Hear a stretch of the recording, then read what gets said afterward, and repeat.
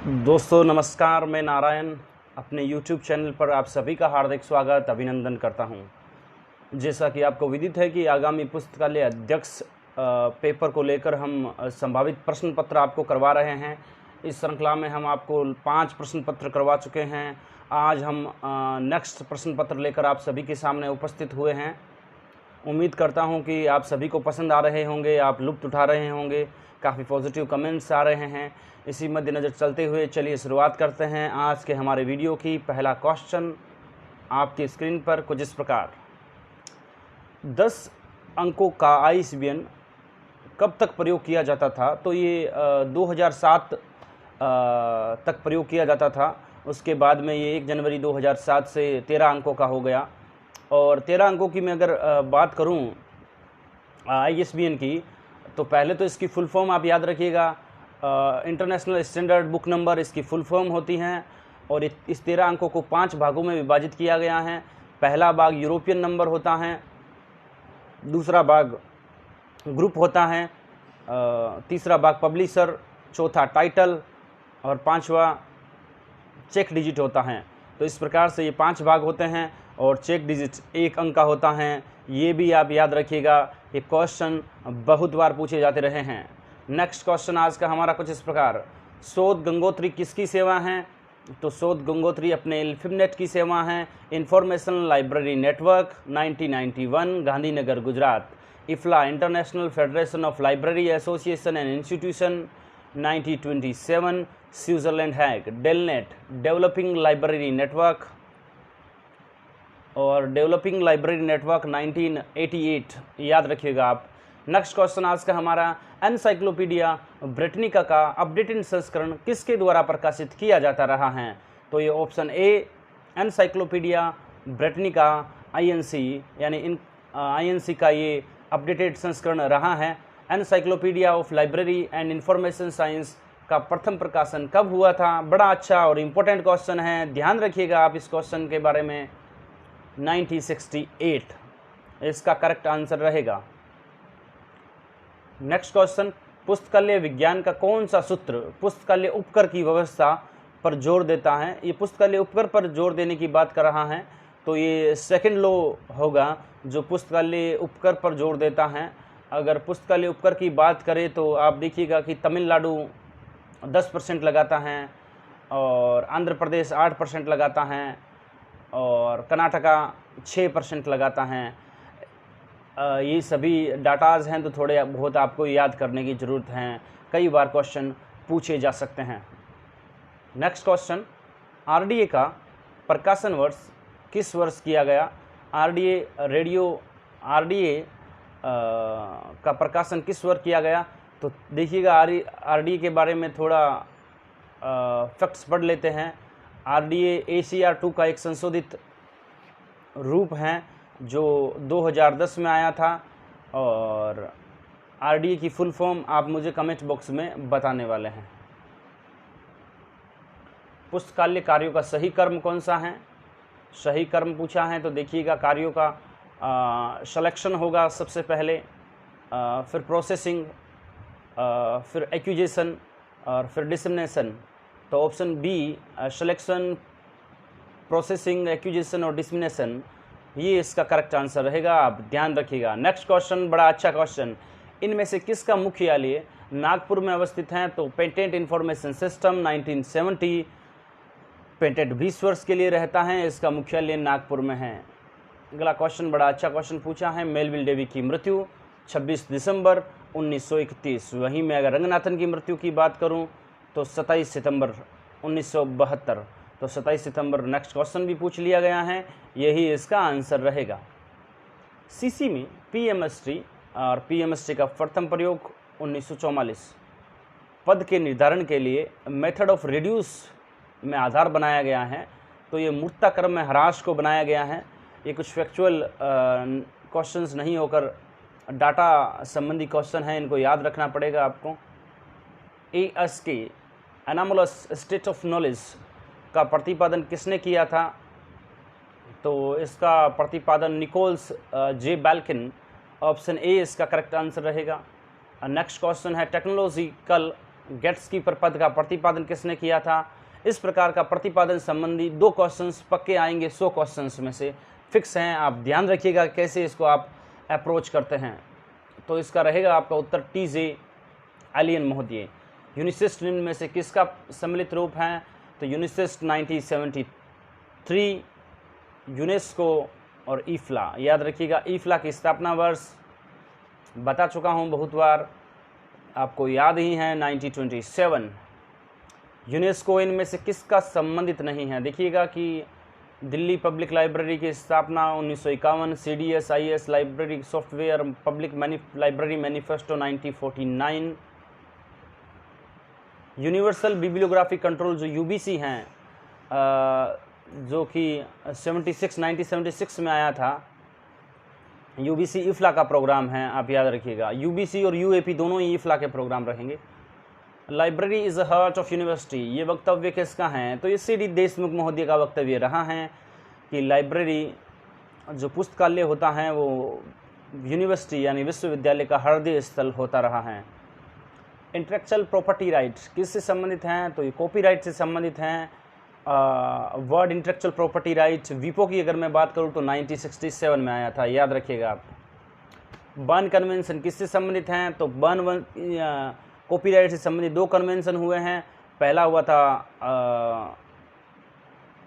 Paris convention 1883, उसके बाद में बर्न कन्वेंशन 1886, 3 साल बाद, याद रखिएगा आप ये डाटाज। और मेटा डाटा की अगर मैं ऑप्शन C की बात करूं तो डाटाओं के बारे में डाटा मेटा डाटा कहलाता है और इसके 15 एलिमेंट्स होते हैं। नेक्स्ट क्वेश्चन नंबर 70 कुछ इस प्रकार आपकी स्क्रीन पर। राष्ट्रीय स्तर पर पुस्तकालय और सूचना नीति के कार्यान्वयन के लिए कौन सी संस्था जिम्मेदार हैं। राष्ट्रीय स्तर की बात हो रहा है तो RRRF होगा, Raja Ram Mohan Roy library foundation. Option D correct answer. 22 मई 1972 को RRRF की स्थापना हुई। और अगर चारों ऑप्शंस की अब बात करें तो निसात 1977, इंस्टॉक 1952, यूनेस्को 1946 और इंस्टॉक अब अस्तित्व में नहीं है। इंस्टॉक और निस्कॉम को मिलाकर निस्केयर बना दिया गया है। सितंबर 2002 में निस्केयर अस्तित्व में आया। किस किस को मिलाकर, इंस्टॉक और निस्कॉम को मिलाकर। याद रखिएगा बड़ा अच्छा क्वेश्चन, पिछली बार 2nd ग्रेड लाइब्रेरियन में ये आपके पूछा गया था। ग्रंथालय वेदा पुस्तक की रचना किसने की थी, तो इस पुस्तक की रचना की बात हो तो यंकी वेंकटा रामानंस महोदय जो थे उन्होंने की थी। ऑप्शन A इसका करेक्ट आंसर रहेगा। इंफॉर्मेशन प्रोफेशनल निम्न में से किसका प्रकाशन है, अच्छा क्वेश्चन। इंफॉर्मेशन प्रोफेशनल और एक रहेगा क्लिप का प्रकाशन है। जो इंफॉर्मेशन प्रोफेशनल हैं, अभी मैं रिकॉल नहीं कर पा रहा हूं, आप मुझे बताइए कि इसी प्रकार का एक शब्द है जो एस्लीप से संबंधित है। सिस्टर लाइब्रेरी का संबंध ईफ्ला से है, आप सभी को पता है। और एस्लीप इसी प्रकार के एक छोटे से शब्द से संबंधित हैं, वो आप मुझे कमेंट बॉक्स में बताने वाले हैं। फेसिट्स पब्लिशिंग इनमें से किसकी सेवा है,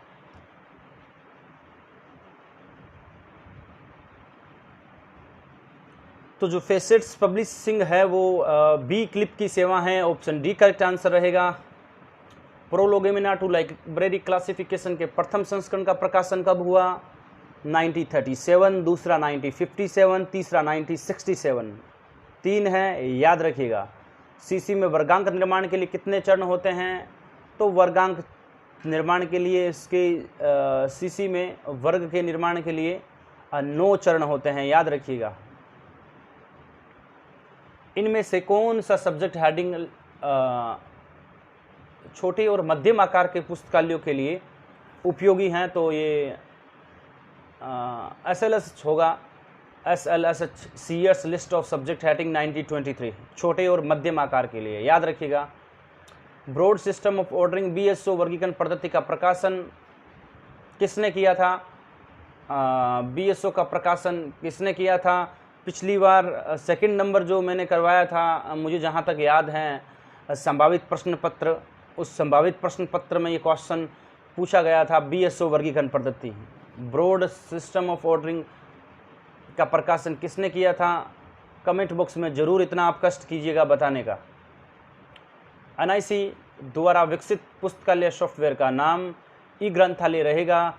साउल है जो एल्फिबनेट का सॉफ्टवेयर है।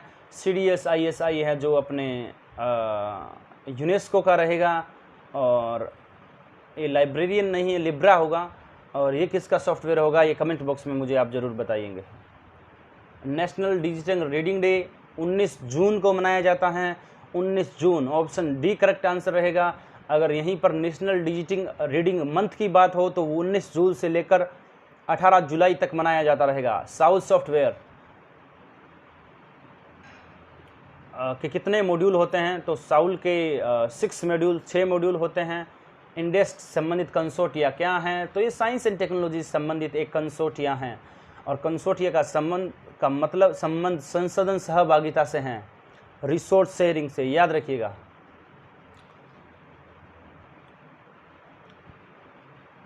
वेब जंक्शन इनमें से किसकी सेवा है?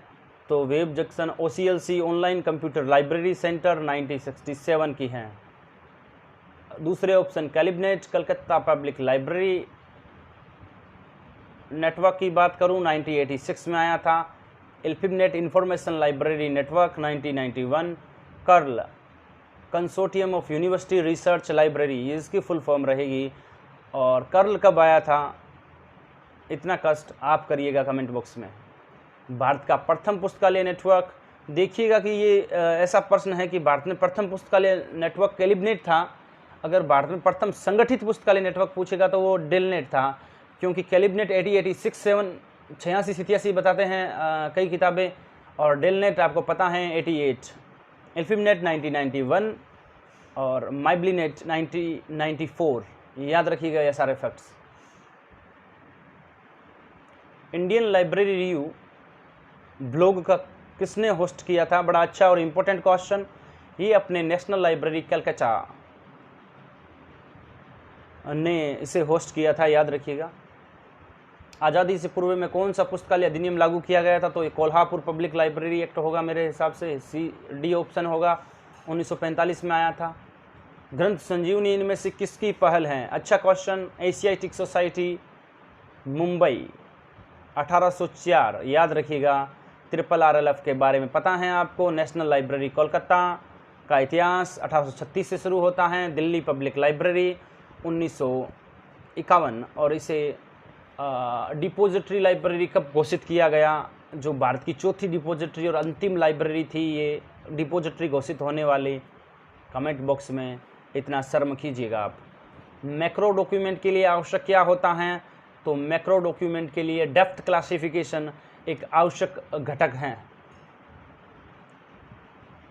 SR रंगनाथन द्वारा मॉडल लाइब्रेरी बिल कहाँ प्रस्तुत किया गया? तो ये all Asia educational conference Banaras 1930 में मॉडल लाइब्रेरी बिल प्रस्तुत किया गया था। पिछली बार राजस्थान लाइब्रेरियन के एग्ज़ाम में पूछा गया, इसके अलावा MP लाइब्रेरियन एग्ज़ाम में भी ये पूछा गया।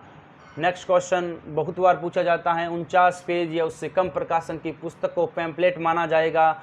ये कथन, ये स्टेटमेंट किसका है? तो ये यूनेस्को का है। RRRLF का प्रमुख कौन होता है? राजा राम मोहन राय लाइब्रेरी फाउंडेशन का जो भी प्रमुख होता है वो डायरेक्टर जनरल होता है। इंटरनेट की दूसरी पीढ़ी को क्या कहा जाता है? तो वेब 2.0 कहा जाता है। निम्न में से किसके द्वारा डेटा प्रविष्टि नहीं की जा सकती हैं? तो ये देखिएगा कि MICR voice recognition system, OCR, तो COM के द्वारा कोई भी कॉमर्शलाइजेशन इसकी फुल फॉर्म है, डेटा प्रविष्टि नहीं की जा सकती हैं। FT को नेक्स्ट क्वेश्चन है कि FTP निम्न में से किसको संदर्भित करता है? तो file transfer, internet file transfer protocol, option A इसका करेक्ट आंसर रहेगा। अच्छा क्वेश्चन है, याद रखिएगा, बहुत बार पूछा जाता है FTP। नेक्स्ट क्वेश्चन, प्रोग्राम को सिस्टम में वास्तव में उपलब्ध रैंडम एक्सेस मेमोरी यानी रैम की तुलना में अधिक रैंडम एक्सेस मेमोरी का बोध कराने के लिए डिस्क स्पेस प्रयुक्त करने वाली तकनीक को क्या कहा जाता है? तो देखिएगा कि जो रैंडम एक्सेस मेमोरी है उससे अधिक का उसे बोध करवाना है तो उसे वर्चुअल मेमोरी जो इसका स्थान लेगी, इसलिए इसे वर्चुअल मेमोरी का नाम ही दिया गया है। माइक्रो फोटोग्राफी की अवधारणा, तो ये डांसर करके नाम है, बेंजामिन डांसर, पिछली बार भी बताया था मैंने, तो याद रखिएगा।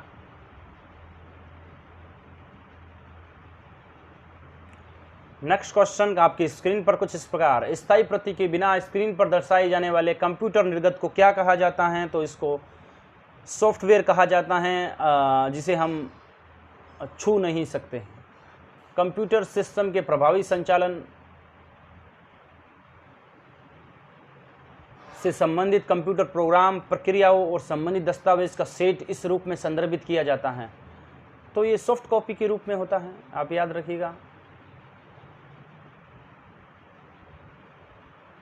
कंप्यूटर को बूट किए बिना इनमें से कौन सी मेमोरी में लोड की जाती है?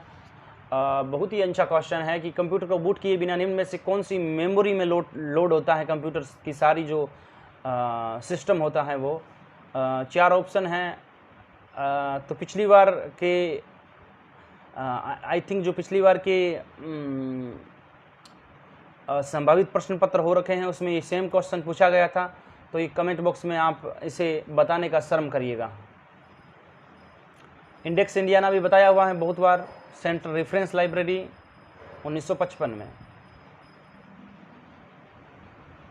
नेक्स्ट क्वेश्चन, इनमें से कौन सा ई बुक रीडर नहीं है? तो यहाँ पर ई बुक रीडर की बात हो रही है। तो आर्ची है वो एक प्रकार का आर्की जिसे हम बोलते हैं, आर्काइव्स, वो कोई ई बुक रीडर नहीं है। किंडल, नूक और कोबो सभी ई बुक रीडर हैं, आप ये सब याद रखिएगा। तो ये तो थी आज के हमारे 50 क्वेश्चंस की संभावित प्रश्न पत्र सेट। अगला जो कि आगामी पुस्तकालय अध्यक्ष प्रश्न के लिए बहुत ही उपयोगी रहेगा आपके लिए। आपको वीडियो कैसा लगा और आपका फीडबैक कि कितना आप सीख पा रहे हैं या कितना रिकॉल कर पा रहे हैं, कितना रिवीजन कर पा रहे हैं, ये आप ज़रूर अपने दिशा निर्देश कमेंट बॉक्स में ज़रूर दीजिएगा। आप सभी का मेरे साथ बने रहने के लिए, वीडियो को देखने के लिए और ढेर सारा प्यार देने के लिए धन्यवाद।